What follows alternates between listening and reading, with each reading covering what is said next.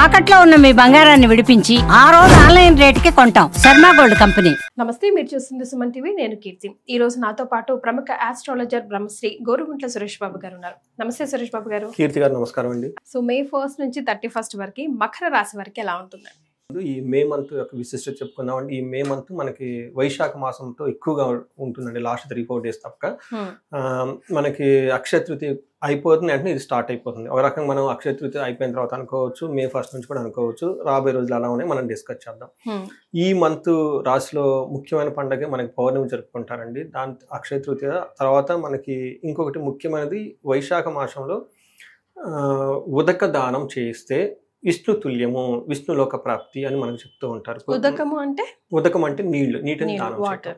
మనకి పూర్వకాలంలో అదొక ప్రొసీజర్ లాగా చేసేవాళ్ళం. పోయిన సంవత్సరం మేము ఈ ప్రొసీజర్ని బెంగళూరులో చేసాం. ఒకరికి 21 కలశాలు, రాగి కలశాలు తీసుకొని, రాగి చెంబు అని మన కామన్ లాంగ్వేజ్లో మాట్లాడుకుంటే రాగి చెంబు తీసుకొని, రాగి చెంబుకి పసుపు కుంకుమ పెట్టి అందులో నీళ్లు నింపి స్వచ్ఛమైన నీళ్లు తాగటానికి ఒక యాలుక్కాయ కానీ కొంచెం గంధం కానీ వేసి బ్రాహ్మణ చేత వేదఘోష చేపిస్తూ ఉదక దానం ఇచ్చి ఒక ప్రక్రియ ఉంటుంది. ఇది ఒక ప్రక్రియ, ఒక 15-20 మినిట్స్ పడుతుంది. వాళ్ళందరూ చేత చేయించి ఒక 21 చెంబులు దానం చేయించాం అనమాట.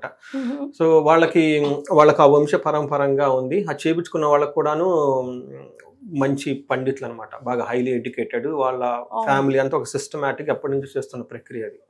సో ఇది ప్రక్రియ ఒక క్లయింట్కి చేయించామండి. 21 రాగి చెంబులతో నీళ్ళతో దానం చేయించాము. ఆ తర్వాత వాళ్ళు చెప్పిన ఫీడ్బ్యాక్ చాలా అమేజింగ్ అండి. వాళ్ళ పాపలో ఎక్స్ట్రీమ్గా బాగా అకాడమిక్స్లో పెర్ఫార్మెన్స్ చేయటం, తర్వాత వాళ్ళు ఇక్కడ కాకుండా అమెరికాలో ఆ పాపను చదివించాలనే ఉద్దేశంతో కూడా ఉన్నారు. ఆ తర్వాత అక్కడ SCIT అని ఒక ఎగ్జామ్ ఉంటుంది. ఈ ఎగ్జామ్ రాయటం, అక్కడ సెలెక్ట్ అవటం, బెస్ట్ యూనివర్సిటీలో మంచి రిజల్ట్ చెప్పారండి పాజిటివ్గా. కానీ ఆ సాటిస్ఫాక్షన్ వేసవి కాలం కదండి. అవునండి. ఆ థర్స్ట్ దాహంలతో చాలా మంది ఉంటారు కదా, కడుపు నిండా తాగి కడుపు నిండా అన్నం పెట్టినా కూడా దాహం తీసే అమ్మాయ అన్న ఫీలింగ్ మే మంత్లోనే చేసామండి. కరెక్ట్గా నాకు ఫస్ట్ ఎక్స్పీరియన్స్ అండి. రెండోది నాకు బాగా హ్యాపీ ఏంటంటే వాళ్ళకి అలా చేయటం వాళ్ళకి ఎప్పటి నుంచో ఉన్నట్టండి. వాళ్ళ కుటుంబంలో వాళ్ళంతా వాళ్ళు కూడా మంచి పొజిషన్లో బాగా సెటిల్ అయిపోయారండి. సెటిల్ అయిపోయి అది అందుకని మనకున్న ఆచార వ్యవహారాలు పద్ధతులు ఎప్పుడు పట్టుకొని ఉండాలండి.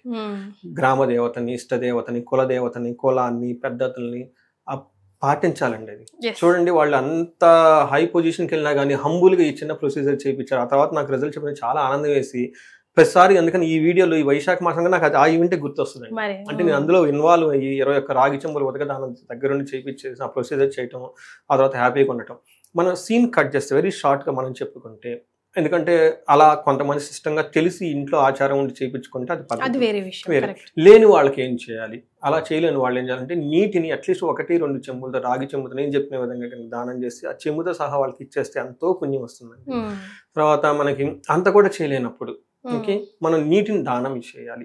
ఏం చేయాలి, మనకి ఇప్పుడున్న ఈ కాలమాన పరిస్థితుల ప్రకారం కొన్నిసార్లు ఇళ్లలో ఉంటాం, కొన్నిసార్లు పీజీల్లో ఉంటాం, కొన్నిసార్లు బయట జాబులు ఎక్కడెక్కడో ఉంటాం, ఫారిన్లో ఉంటాం, అన్ని చేయలేకపోయినా అట్లీస్ట్ ఒక కేసు వాటర్ బాటిల్ మన కార్లోనే ఎక్కడో పెట్టుకొని దారిలో వెళ్ళేటప్పుడు రోడ్ల మీద కూర్చొని ఉంటారు, వాళ్ళకి కనుక ఒక్కొక్క బాటిల్ ఇచ్చుకుంటూ వెళ్ళిపోతే ఆ బాటిల్లో నీళ్లు వాళ్ళకి తాగితే అది దానం చేసినట్లే.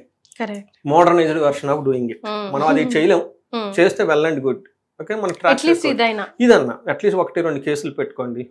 కార్లోనో వెళ్ళేటప్పుడు పెట్టుకొని వెళ్ళేటప్పుడు ఒక బాటిల్ ఇచ్చేసుకుంటూ వెళ్ళిపోండి. లేదంటే ఏదో ఇప్పుడు మనకి చాలా పెళ్లిళ్ళు జరుగుతూ ఉంటాయి, తర్వాత జాతరలు జరుగుతూ ఉంటాయి, ఊళ్ళు చాలా జరుగుతూ ఉంటాయండి, గుళ్ళల్లో రకరకాలు జరుగుతూ ఉంటాయి. వాటికి నీటిని ఆ బాటిల్స్ అన్ని ఫ్రీగా ఇచ్చేసేయండి, దానం చేయండి. ఈ మాసంలో చేస్తే చాలా చాలా పుణ్యం. ఎందుకంటేనండి ఉదకం నారాయణీయం అంటారు, అంటే నీరే నారాయణుడు అంటారు. తర్వాత ఎప్పుడైతే మనకి నారాయణ సేవ చేస్తూ ఉంటామో, మాధవ సేవే మాధవ సేవ అన్నట్లు మనిషికి సేవ చేస్తూ ఉంటామో అది నారాయణకి సేవ చేసినట్లు అవుతుంది. ఎప్పుడైతే నారాయణకి సేవ చేస్తామో నారాయణ పాదాల చెంత లక్ష్మీదేవి కూర్చొని ఉంటుంది. లక్ష్మీదేవి స్థిరంగా కూర్చుని ఉండే ఒకే ఒక ప్లేసు నారాయణ పాదాలు. ఎందుకంటే మనం మంచి పనులు చేస్తూ ఉంటే ఏం చెప్తారంటేనండి, కొన్ని మనం చేసిన పనుల వల్ల ఇమ్మీడియట్లీ మనకి రిజల్ట్ రాకపోవచ్చు, కానీ మన తరతరాలు ఖచ్చితంగా మన సంతానాన్ని, వాళ్ళ కీర్తిని, వాళ్ళ ఉన్నతిని కాపాడుతూ ఉంటాయండి. అది ఎప్పుడు కాపాడుకోవాలండి. సో ఈ వైశాఖ మాసంలో అదృష్టం మనకి తులారాశి వాళ్ళకు కూడా మనం రాశి ఫలాలు చెప్పుకోబోతున్నాం కాబట్టి 12 రాశులు వాళ్ళు ఖచ్చితంగా ఈ చిన్న పని చేయండి, ఉదక దానం చేయండి. అంటే వెరీ సింపుల్. Yes. అది మీ స్టైల్లో మీరు చేయండి. మనుషులక పక్షులక జంతువులక అన్నది ఎక్కడైనా చేయొచ్చు, ఏ ప్రకారంగా కానీ చేసినా కానీ వాటర్ బాటిల్ తీసుకుని వాళ్ళకి ఇచ్చేసేయండి. వీలైతే చక్కగా సద్బ్రాహ్మణులను పిలిపించుకొని వేద ఘోష చేస్తూ ఇప్పించండి, లేదంటే దానం తీసుకుని ఒక ప్రొసీజర్ ఉంది, ఆ ప్రొసీజర్ ప్రకారం చేయించండి. ఎలా ఎంత చక్కగా చేస్తే మీకు అంత రిజల్ట్ ఉంటుంది. ఒక ముక్కలా చెప్పాలంటే మకర రాశి వాళ్ళకి చాలా బాగుందని చెప్పుకోవాలి. అద్భుత. అంటే ఏమవుతుందంటేనండి, వీళ్ళు మకర రాశి వాళ్ళు మహర్షులు అయిపోయారనమాట లాస్ట్ 7.5 years. ఆ బాధల్ని, వాళ్ళు నేర్చుకున్న రియల్ లైఫ్ అనుభవాల్ని మర్చిపోకూడదండి. కొంచెం డబ్బులు చేతిలో పడంగానే మళ్ళా ఎనికిపోకూడదు. ఎవరికి పడితే వాళ్ళకి డబ్బులు ఇవ్వటం, ఎవరితో పడితే వాళ్ళు పరిచయాలు పెంచుకోవటం, ఎనర్జీ వేస్ట్ కాకూడదు. సో ఈ జస్ట్ హింట్తో మనం ఈ మంత్ మే మంత్ ఎలా ఉందో చూద్దాం. మే మంత్ కూడా వీళ్ళకి ఒక ముక్కలో చెప్పాలంటే చాలా బాగుందని చెప్పుకోవాలి. ఇందులో ఉత్తరాషాఢ 2, 3, 4 పాదాలు, శ్రవణం 1, 2, 3, 4 పాదాలు, ధనిష్ట 1, 2 పాదాలంతా మకర రాశిలో ఉంటారు. పేరు బలం కనుక చూసుకుంటే చాలా ఎక్కువ మంది పేర్లు కామన్ గా పిలిచే అంతా ఈ రాశిలోనే ఉంటారు. వీళ్ళకి జో, జా, జీ, జూ, జే, జో, జా, కా, గా, గి అంతా మనకి మకర రాశిలో ఉంటారు. మనకి గ్రహ యొక్క స్థితిని బట్టి కనుక చూసుకుంటే వీళ్ళకి 3వ ఇంట్లో 3 గ్రహాలు ఉన్నాయండి. మకర రాశి నుంచి అంటే మీనంలో అన్ని గ్రహాలు వీళ్ళకి ఉపయోగపడే గ్రహాలే, ఒక్కటి కూడా వీళ్ళకి వ్యతిరేకంగా ఉండేది ఏమీ లేదు. సూర్యుడు వీళ్ళకి వృషభ రాశిలో ఉన్నారు, బుధుడు మేషరాశిలో ఉన్నారు, శుక్రుడు మీనరాశిలో, కుజుడు వచ్చేటప్పటికి కర్కాటక రాశిలో ఉన్నారు. వీళ్ళకి అదృష్టం ఎలా ఉందంటేనండి, 5వ ఇంట్లో సూర్యుడు సపోజ్ అందరిని ఇబ్బంది పెడతారు, కానీ విపరీత వేద ఉండటం వల్ల సూర్యుడు కూడా ఏమీ చేయలేడు అనమాట. వృశ్చిక రాశి వాళ్ళకి కొంచెం ఇది పవర్ఫుల్ అనమాట. వీళ్ళకి కొంచెం ఏది చూసినా గానీ విపరీత రాజయోగం ఉంది, ధన ప్రాప్తి, ఇవన్నీ కనుక చూసుకుంటే విపరీతంగా కలిసి వచ్చింది. అంటే వీళ్ళకి ఈ ప్రస్తుతం ఉన్న మూమెంట్ లో ఏ ఒక్క గ్రహం కూడాను వ్యతిరేకంగా లేదు అని చెప్పుకోవాలి. ఫుల్లీ సపోర్టెడ్ అన్ని గ్రహాలు. ఎంత బెస్ట్ టైం నాకు తెలిసి ఉండదేమో. ఎట్లాంటి వాళ్ళని సరే ముందుకు ఇప్పటిదాకా ఇంకా కొంచెం ఏళ్ళనాటి శనిలో ఆ మెంటల్ ఇంప్రెషన్స్తో ఉండి బాధపడే వాళ్ళు చాలా మంది ఉంటే వాటిని వదిలించుకుని బయటికి రావాలి. అందుకే నేను ఎప్పుడేం చెప్తానంటే అండి, ఇయర్లీ ఒకసారి ఖచ్చితంగా ఒక మంచి ఆస్ట్రాలజర్ దగ్గరికి వెళ్ళి హారోస్కోప్ స్క్రూటినైజ్ చేయించుకోవడం చాలా చాలా ఉత్తమం.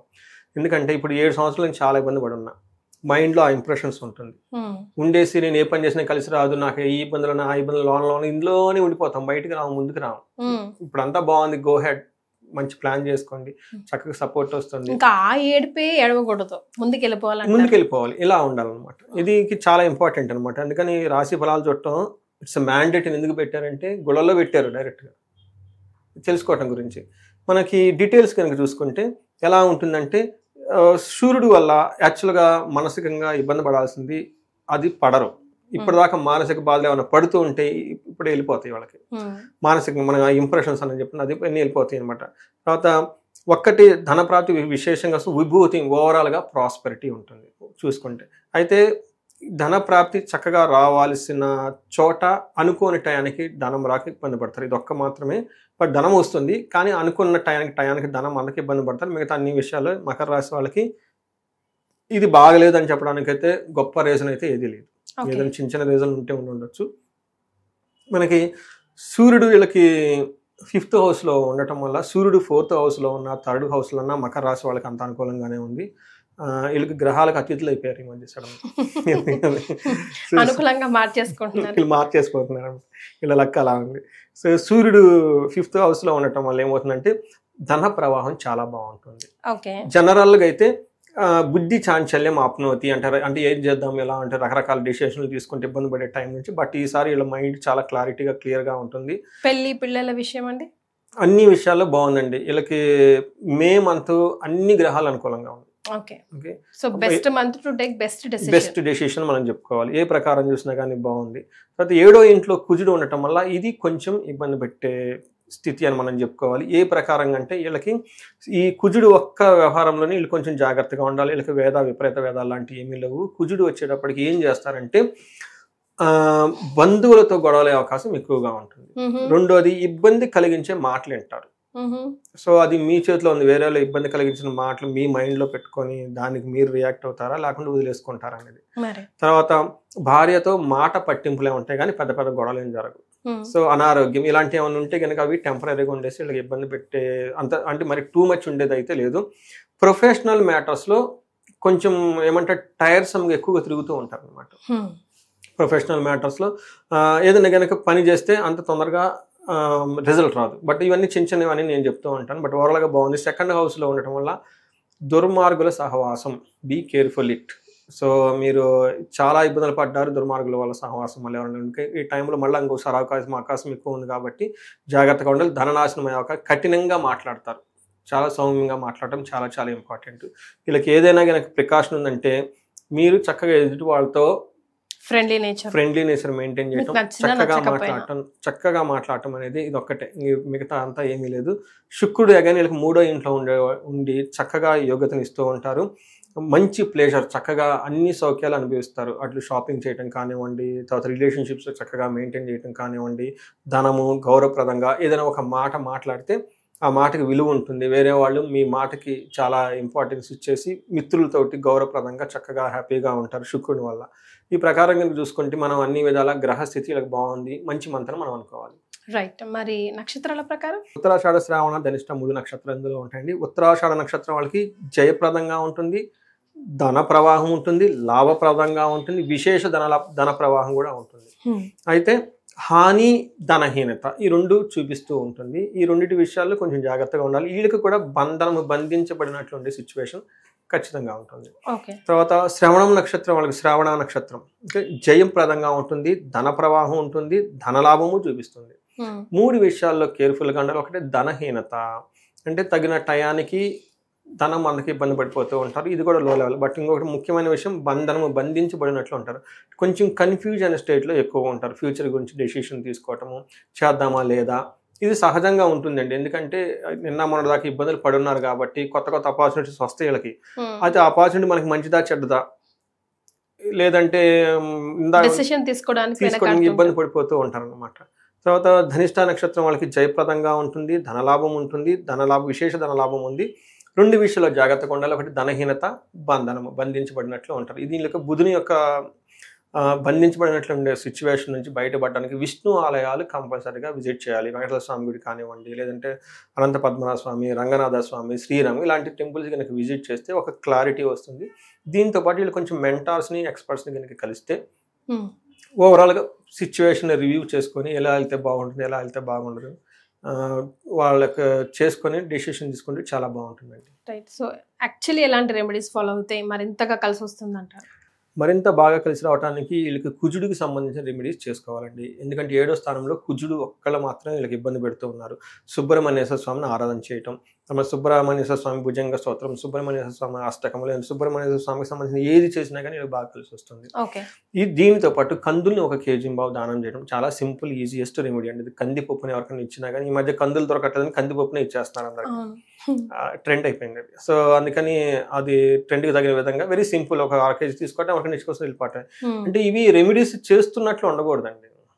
కొన్నిసార్లు మనం చేసే సాధనలు కానివి అది ఇంట్లో వాళ్ళందరినీ ఈ కండిషన్లు పెట్టి మీరు ఈ కండిషన్ ఫాలో అయ్యి ఇది ఇంత చేసుకొని అట్లా చేసుకుంటే టూ కాంప్లికేటెడ్ అయ్యి అసలు ఏ రెమెడీ చేయకుండా పోతా ఉంటాం. సింపుల్ గా ఫ్లోలో వెళ్ళిపోవాలంటే చాలా సింపుల్ గా చేయాలి.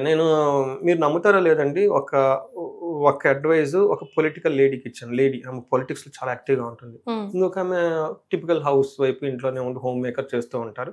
ఆమె స్టైల్ ఆమెది, ఇలా స్టైల్ ఇది.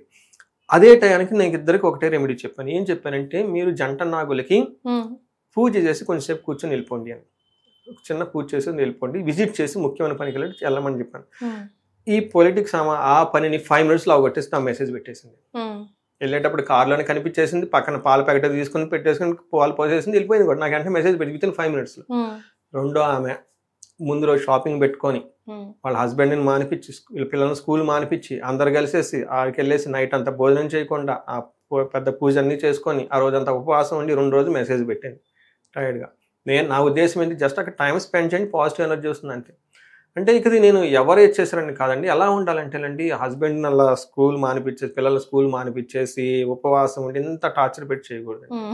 అంటే టూ మచ్ చేయకూడదు, పిచ్చిలా చేయకూడదు, భక్తితో చేయాలంటారు. చూడండి, స్కూల్ మానిపించటము, తర్వాత హస్బెండ్కి ఇవన్నీ అవసరం లేదు కదండి. ఏం చెప్పి మీరు అక్కడ జస్ట్ టైం స్పెండ్ చేయండి అంతే. జంట నాగులు ఎక్కడ ఉంటాయండి, రావి చెట్టు కింద ఉంటాయి. నాగుల కట్ట అంటారు, అశ్వత్థ అంటారు కన్నడలో. వాడికి వెళ్ళిపోవడం, 3 ప్రదక్షిణాలు అయితే అక్కడ 5 minutes కూర్చోవటం, ఏదైనా చేసుకుని రావటం అంతే. అంటే నేను ఏ రెమెడీ చెప్పినా కానీ దాన్ని టూ కాంప్లికేటెడ్ చేసే విధంగా సింపుల్గా ఉండాలి. సింపుల్గా ఉండాలి. కానీ మనకి కందులు దానం చేయాలనుకోండి, కందులు లేదనుకోండి మళ్ళీ ఎవరికి ఇవ్వాలి, ఏమి ఇంత కాదండి, కందిపప్పు తీసుకోవటం 1 కేజీ బావు 2 కేజీలో వేరే వాళ్ళకి హ్యాండ్ ఓవర్ చేసుకుని వెళ్ళిపోవడం, అవసరం ఉన్న వాళ్ళకి ఇస్తే సరిపోతుంది అంతే. దాంట్లో ఇంకా దానికి ముందు వెనక ఎంత కాదు. సో మనం ఏది చేసినా ప్రోగ్రెసివ్ సైడ్ ఉండాలి. సో నన్ను మెడిటేషన్ చేసే ముందు చాలా మంది 100 క్వశ్చన్లు అడుగుతారు. టీవీ చూడొచ్చా, నాన్ వెజ్ తినొచ్చా, తర్వాత నేను చేస్తున్నాను మా ఇంటి వాళ్ళు ఒప్పుకోవటం లేదు, ఏ మూల కూర్చోవాలి, ఏ డైరెక్షన్లో కూర్చోవాలి. ఆయన ముందు నువ్వు స్టార్ట్ చేయి, ముందు 10 రోజులు 20 రోజులు చెయ్యి, ఆ తర్వాత ముందు చేయకుండా నేను ఎందుకు. ఎక్స్పీరియన్స్ గెయిన్ చేసుకోవడం ఇంపార్టెంట్. అందుకని మాకు చెప్తారండి, మనం చేసే ఆధ్యాత్మిక కార్యక్రమాలు వేరే వాళ్ళకి ఇబ్బంది కలగకూడదండి.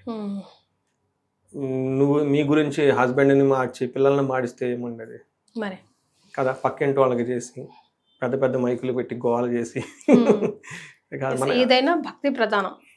మనం చేసే వాని వల్ల ఇంక్లూడింగ్ భక్తి మనం చేసేది మంచే, అది మనకి మంచి కదా, వేరే వాళ్ళకి కాదు కదా. వాళ్ళ అభిప్రాయాలు వేరే విధంగా ఉంటాయి, వాళ్ళకి గౌరవించాలి కదా, అదే కదా భక్తి అంటే ఫస్ట్. మరి సో మొత్తానికి May 1st నుంచి 31st వరకు మకర రాశి వరకు సూపర్ గా ఉంది. ఈ చిన్న చిన్న రెమెడీస్ ఫాలో అవుతే మరింత అద్భుతంగా ఉంటుందని తెలియజేశారు. ధన్యవాదాలు. ధన్యవాదాలు.